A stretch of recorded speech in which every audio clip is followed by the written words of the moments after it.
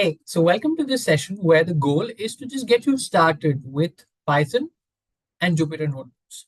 So let's dive straight in. So what is Python? So if you're not familiar, Python is a programming language similar to C, C++, Java, JavaScript, and so on. Okay. And if you want to know more about Python in general, also do go check out python.org, right? Which is where Python is available. And there's a lot of information on Python there as well. Now, it's basically a high level interpreted programming language. So it's high level, meaning, what you write, the commands, the code that you write will be closer to human language than to machine language, which is zeros and ones, right? So it's fairly easy to understand the syntax, especially once you're up and running. And it's interpreted. So languages like C and C++ are compiled, which means you write your code and the entire code is compiled and then it's executed. Whereas with Python, it just, you write your code and when you run it, it just goes and line by line, each line is interpreted and then converted into, machine language and executed. And then the next line is so. So that's kind of the difference. And then it's an object-oriented language, which means you can write classes and create objects based on that. And then, the basic principles of object-oriented programming like polymorphism and inheritance and so on show up. If you're not familiar with these, don't worry about it because we'll cover more in detail when we kind of have a small series in Python. In Python files, use a .py extension. So if you see a .py file, it's a Python file. Now, one advantage of Python, especially when it comes to data science and AI, deep learning, and so on, machine learning, is that Python has a number of libraries, right, which are optimized for this. So there's Numpy, there's SciPy, there's Pandas. For visualization, there's matplotlib, which makes it very easy to generate visualizations for your data. And then, of course, if you're looking to web development, then there's Django and Flask. And then specifically to AI and machine learning, there's some really amazing open source libraries out there as well. So there's PyTorch and TensorFlow. PyTorch is open source from Facebook, TensorFlow is from Google, there's Keras, there's Scikit-learn. So even tools like ChatGPT, were written in PyTorch, right? Or use PyTorch, at least for some parts of their code. So, really powerful frameworks that you can really leverage to get up and running quickly. And the one real advantage of Python is it's free, it's easily available. There's a large community of developers, which makes it really easy to debug your code, to find solutions. And in the kind of modern world where with tools like ChatGPT, you can have an AI or an LLM write code for you. Again, Python is one of those languages that a lot of language models, including GPT and so on, really know quite well. So you can, again, get support using large language models as well. Okay, so you've got a basic idea of Python. Now, let's try and figure out how to get you set up to use Python, right? Now, there are a number of ways. You can go to python.org here and look at how to do it, in terms of setting up Python for your project. But one thing to note is that when you write a project in Python, we are going to be using a number of libraries, right? And so as you install libraries, there are compatibility issues that sometimes come up between different libraries. So it helps if you use, a fairly standardized way of doing this. So if you're familiar with pip, which is a nice way to set up Python, there's Homebrew.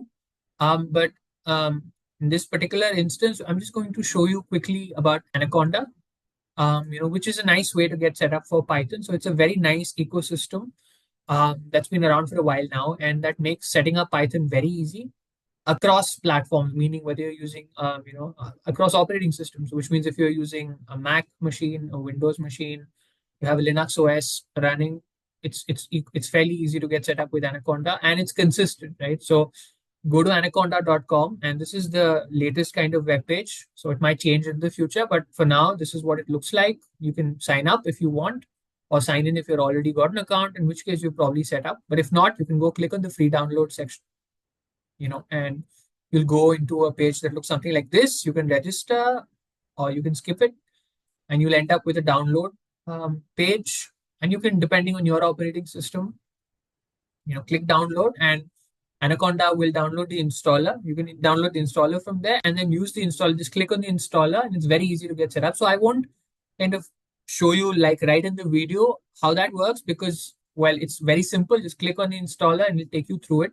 But also if you go to the docs, so docs.anaconda.com/anaconda/install, it has very, very detailed instructions for, all the different operating systems that one of which you'd probably be using.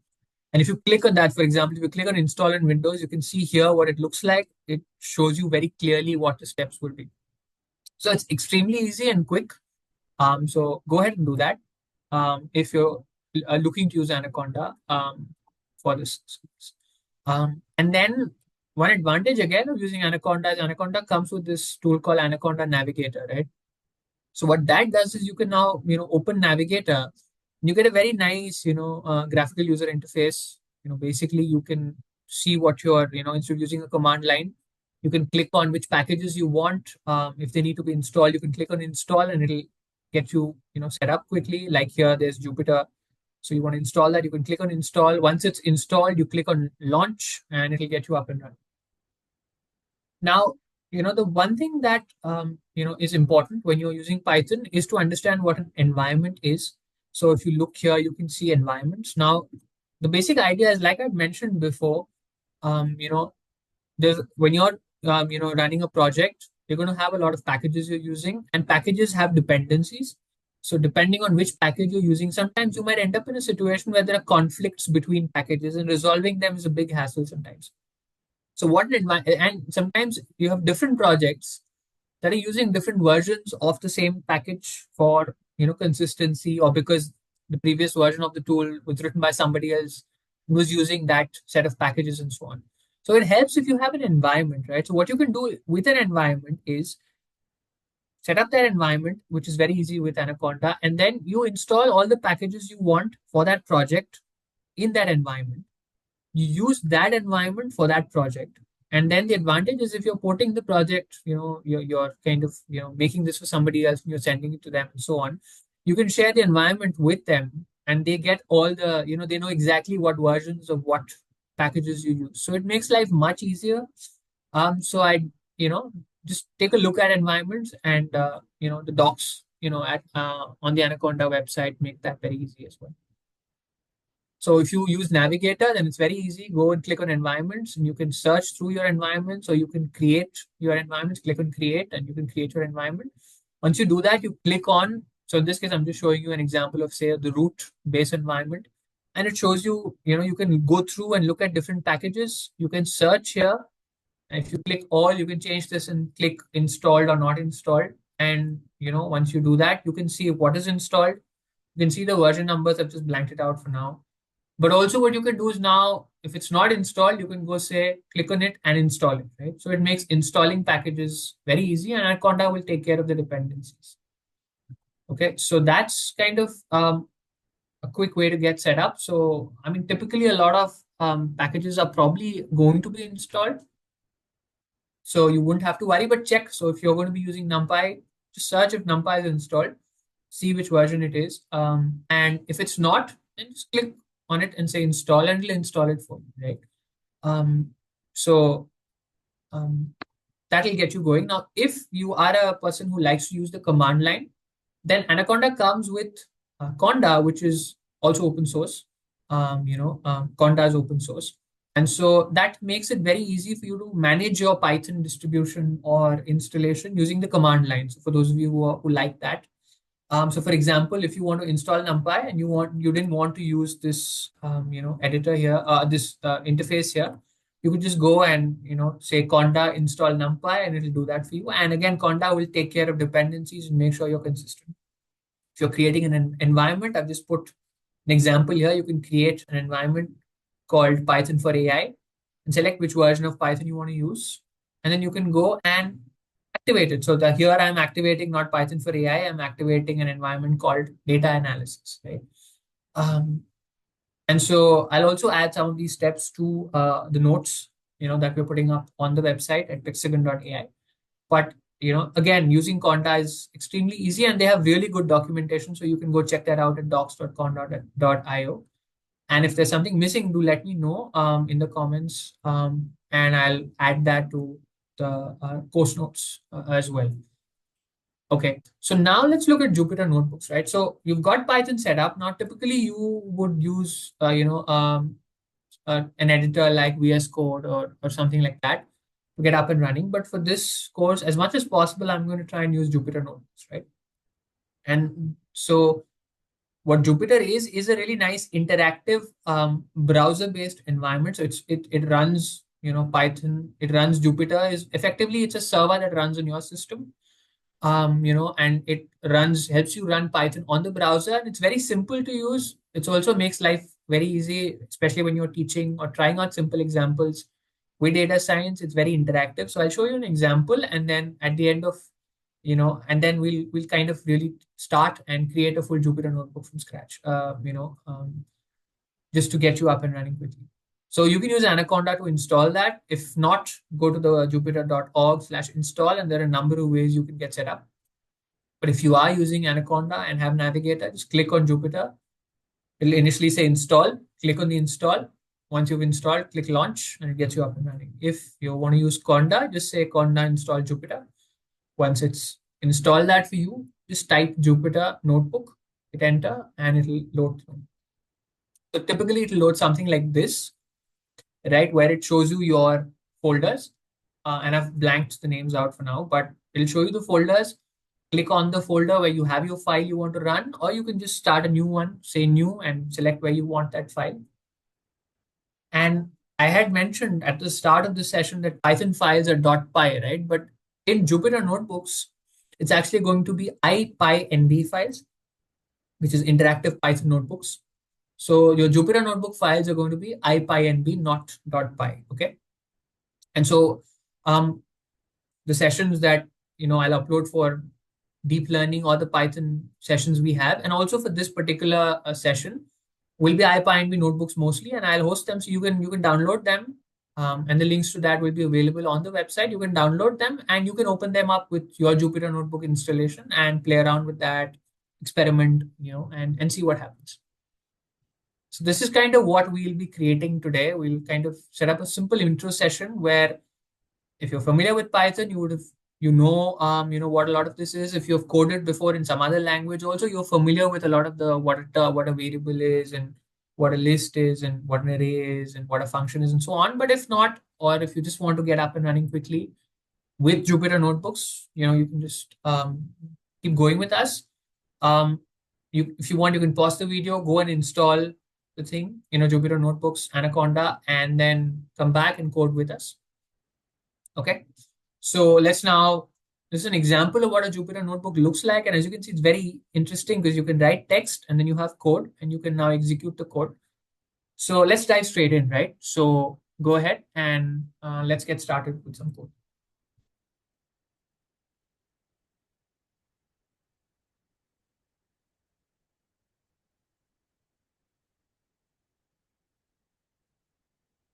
Okay, so you've seen a basic intro of Python, right? Let's now get up and running with Jupyter notebooks and just get started doing a little coding. So this intro session, this first session on Jupyter notebooks, is just an introduction, right? The idea is, as I've written here, to get you started with Python and Jupyter notebooks. So the first thing, obviously, let's write some text just to show you how that works. The idea is obviously to write code, but if you want to write some text, so you have this, you click on that, you can select whether it's code or markdown or raw. So I'm going to say markdown, which is how you write text. And I click that, and I'm just going to write, what I want to, right? Packages, so you can see here that,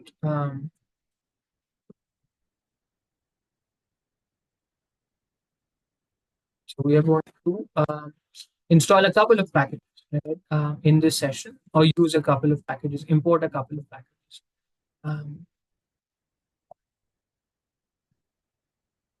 Okay, and so you do that and hit the play button. That's a way to get each thing going. You can also hit Shift Enter. That's another way to run each block. So that's now become text, right? Okay, so let's start by importing packages. So importing packages is a key part of Python, right? Whether it's your own package or your own function you've written in a different file, or you're importing pieces of code or packages that are key, like third party, like NumPy, SciPy, and so on. Getting started with that is important. And generally, you kind of write the imports right at the beginning of the file. That's good syntax. So I'm just going to import NumPy. So I'm going to say import NumPy as NP. And so when you do that, it imports NumPy, and you can now refer to NumPy as NP. You can also call it NumPy, and people call it different. Okay. The other one I'm going to import is matplotlib. So T-L-I-B. And I'm going to import actually pyplot, which is a sub-package of matplotlib. So I'm going to do that. Uh, and so these two packages are in. Now, how do I check if it's been imported? You can hit Shift Enter, and it runs it, no errors. So if there was an error, so for example, if I said something like this, it would have said module not found, right? Because there is no PyPL in matplotlib. So I'm going to say pyplot, which is a rerun that, and it says no issues. Okay. So now something very important in code is you need to understand what a variable is, right? Now a variable is a container, right, that stores some value, right? Now, if you're familiar with C or C++, you generally have to first declare a variable. You have to say what, whether it's an integer, it's a floating point, character array, whatever, right? And so on. Python is much more flexible in that you don't have to declare, you just say what the variable is. So say A is equal to 3. And Python creates a container called A, which is a variable, and assigns the value 3. You say B is 4, and Python understands that, these are floating point numbers if you put the decimal, and so it knows, the type of the variable depending on what you assign to it. You can also say, okay, C is hello, and Python understands that C is a string. Right? Okay. So you've assigned these values. How do you visualize? How do you know what's in the value? Or a nice way is just to use a print statement, right? So you say print, and you say print. You put the quotes, and it is a string that you're adding there. So I'm going to say print A, which is a string. Now, if I just say print A, it just prints A. But I actually want to see what the value is. So I'm adding the variable, Shift Enter, and it says A is 3. You can do the same with B. If I say print C, right? And I add C, and I say, okay. And I hit play. I'm just going to alternate between that. It shows you that A is 3 and C is hello. So you can see how easy it is to just create variables and store values in them. Why would we create variables? Well, if you're writing code and instead of using constants everywhere, and just instead of just hard coding the value, you can use a variable that way. If you want to try some other value for that variable, if it's a weight for a particular node in neural network, I mean, you'd use arrays and stuff there, but effectively, you can just change the value here and it automatically changes everywhere in your code instead of having to go in and find the places where you have used that value and then manually change it each time. So it's a really nice, interesting and essential part of coding. Now, if you want to, what do you want to store a collection of values that are, in an ordered fashion. So you use a list, right? So how do you write a list in Python? Well, we're just going to call it xlist is the name of the variable, and we are going to say it's got a set of values. So I'm going to stick to the values that are there in the example I'm going to post. So I'm going to say and 7.1. So now this is a list of numbers, right? And we've got, okay. Now I want to print this. So use the print statement, and I'm going to say print.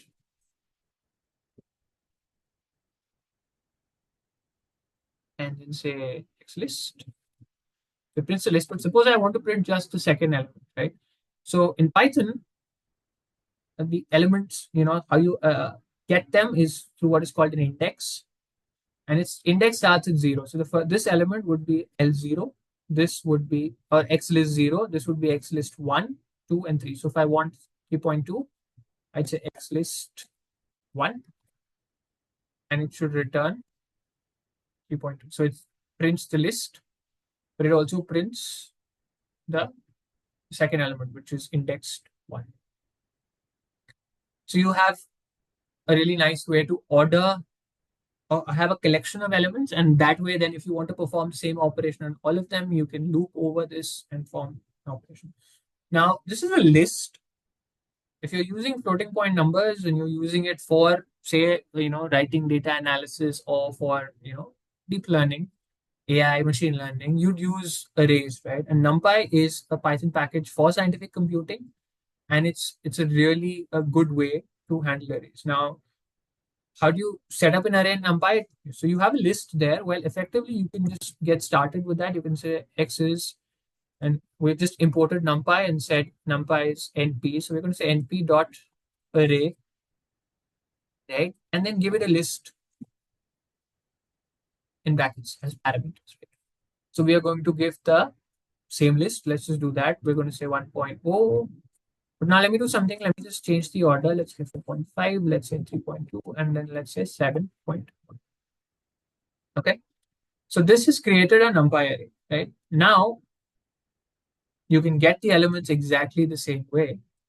So what's the difference? Well, the advantage is that if you're using NumPy, then what you can do is run operations on this. So for example, if you want to compute the average of this list, you can just say, and I'm just going to print it out, but you can just say,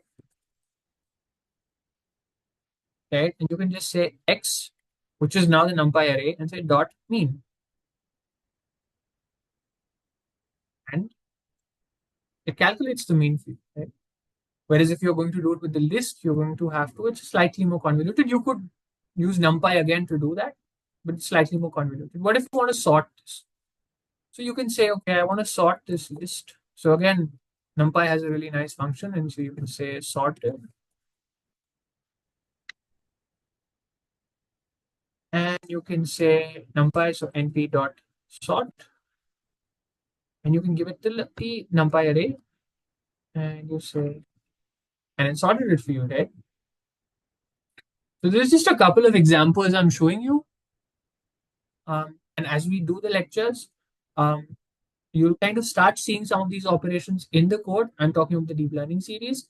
If you keep following the Python series, then we will kind of really go through NumPy quite a lot of detail. Because if you're writing your own tools or your own code at some point, you're going to need to know.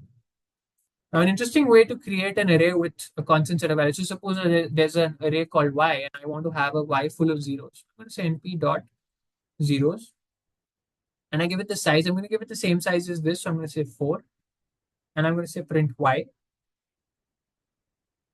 Okay. So,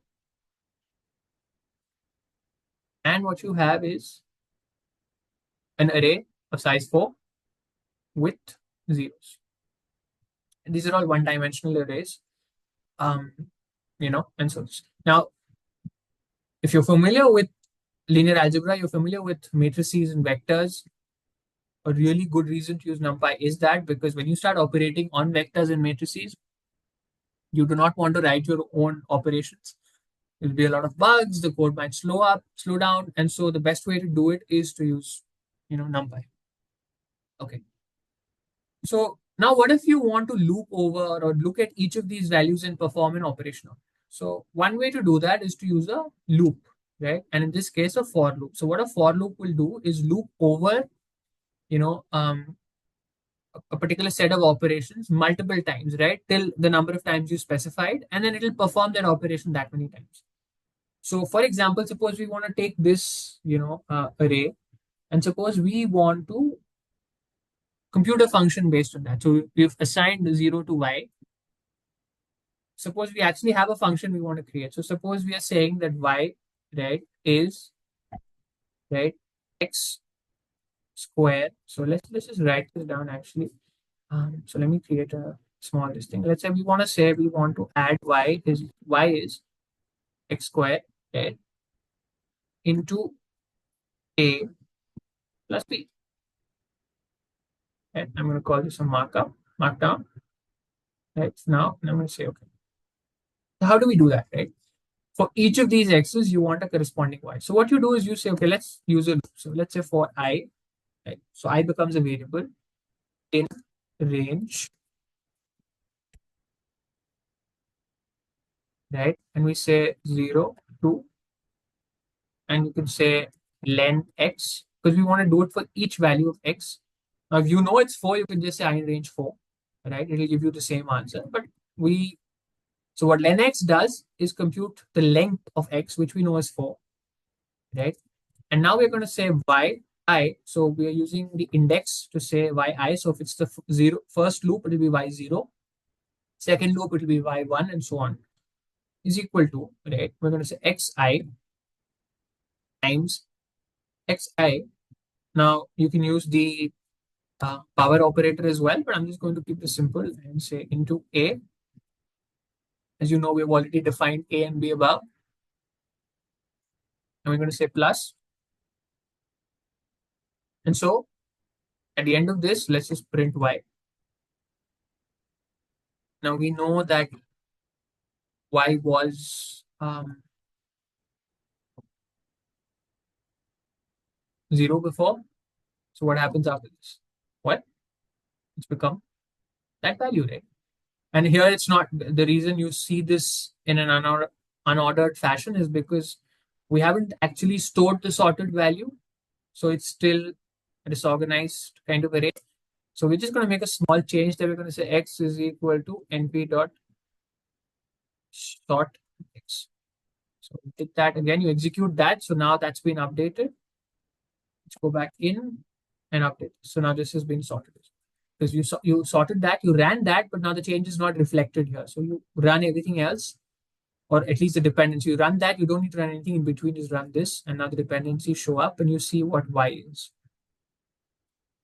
So that's a really simple kind of way to do that. Now, the advantage with something like NumPy is you don't need to write this, right? So a very interesting thing you could do is say y2, let's just call it y2 is equal to, I haven't even defined what y2 is. I'm just going to say x, right, times x times a plus b. Let's just print y2.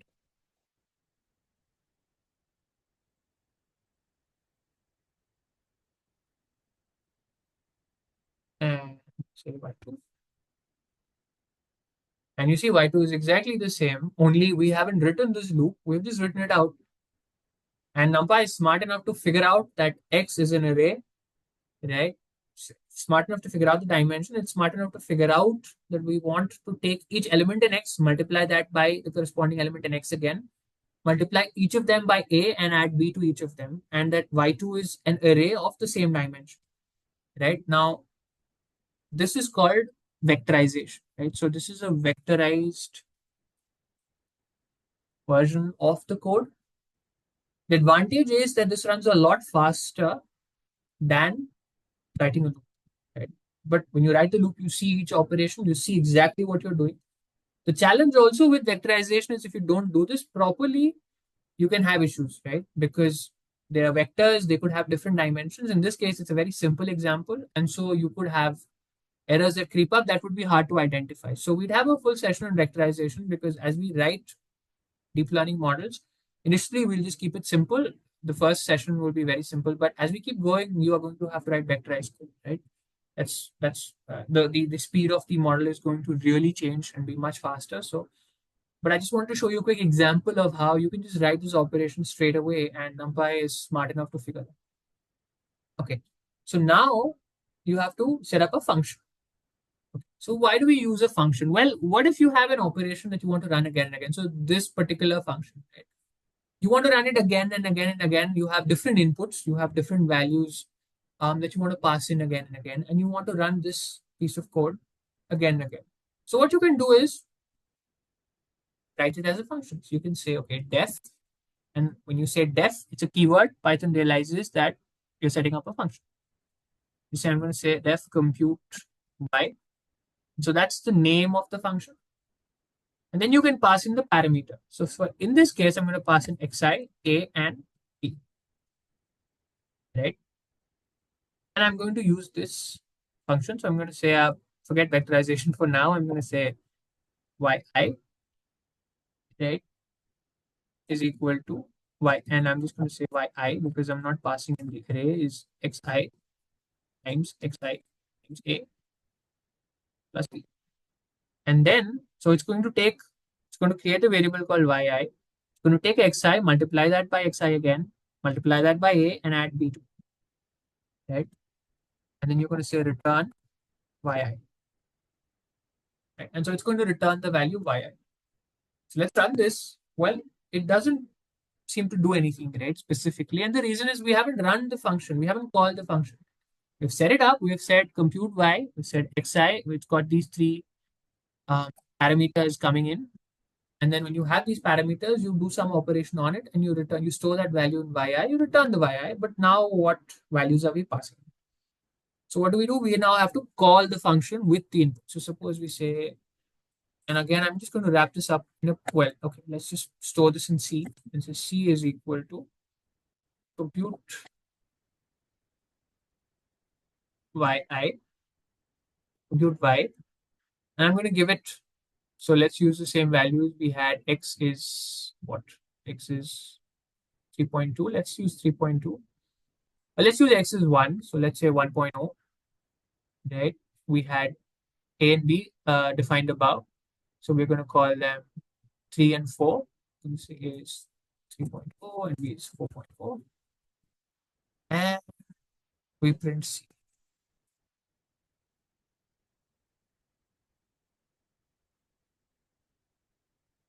And you see that you get C, which is the same value. So now what you've done is you've functionalized this, right? You've made this a function. And now you can call this with all kinds of different inputs. I want to make I want to make this 2, I want to make this 1.5, right? Okay, and it computes the value, right? So it makes this piece of code very reusable now. Anywhere I want to use this piece of code, I can just call it as a function, right? And when you see, you know, packages like Numpy and so on, there's a lot of classes and functions. We'll cover classes separately, but when we write our deep learning models as well, we'll start off using a lot of functions. Right? So you understand the idea of a function. It's a reusable piece of code. It's got a name, uses the keyword def, it takes in some parameters or inputs, does some operation on them, and returns the output. You can return multiple outputs from that function as well. You can have something else that's happening. So for example, you can say zi is equal to xi times b plus a, right? And you can just say return yi that's zi, and you can call this c and d. And if I say print d in it, oops, I didn't update. So you have to run the one above first, and then you get c and d there.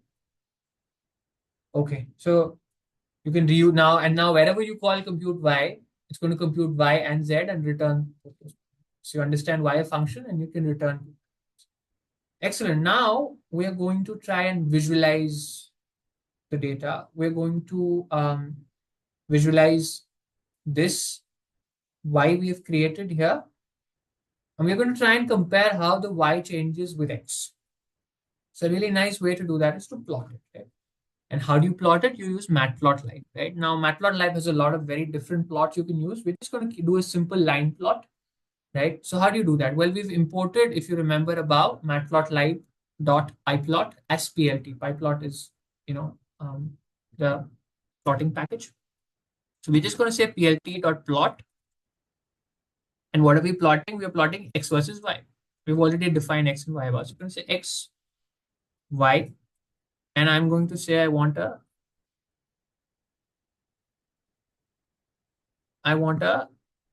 line plot. So I'm going to say,